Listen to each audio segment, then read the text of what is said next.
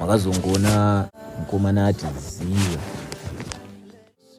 asi Ishe ndinokumbirawo mundinzwewo baba. Ndiri hwai yenyu Ishe, ndoita here kunge mbudzi Ishe, sichaziva ndiri mahwani tenzi wangu. Onai Kimu wenyu zvaakundiita. Wangu akundisetera banana pamasteps. Unaenda tredza. Ndoita here kunge Samsoni Ishe. Tenzi Ishe wangu ndinokumbirawo mundiregererewo baba. Kuzviziva ndini ndakatadza kuteerera.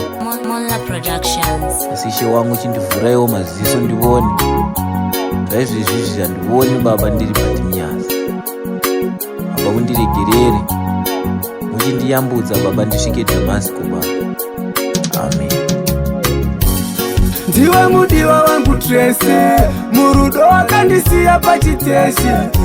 Iwe uchandiuraya nestress, murudo wakandipinza mukireshi. Iwe mudiwa wangu Tracy, murudo wakandisiya pachiteshi.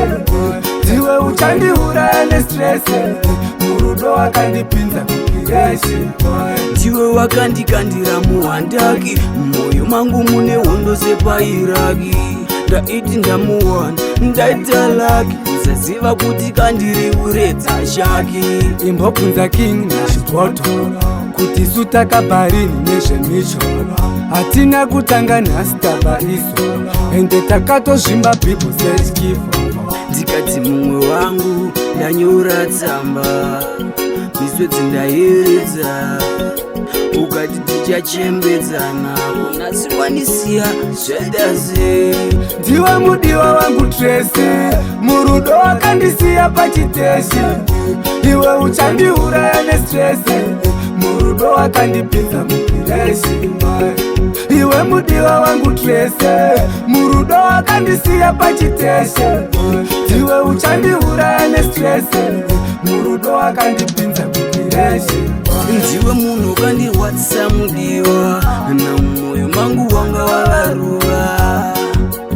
Kumba wokuziva zvakakona wangu zvataida kuva.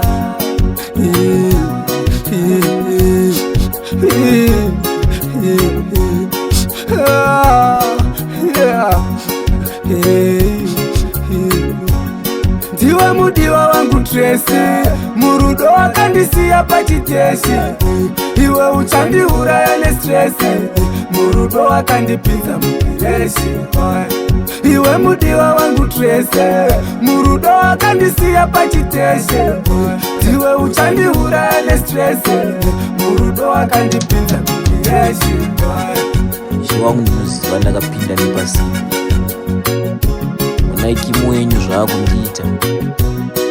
Ishe wangu ini ndaisatoda asi ndiye akandimanikidza. Ndarara ndisina kudzivirira Ishe wangu naye. Iko zvino akundizvimbisa baba. Chero utano hwangu handisi tombori shuwa kuti hwakamira sei izvezvi.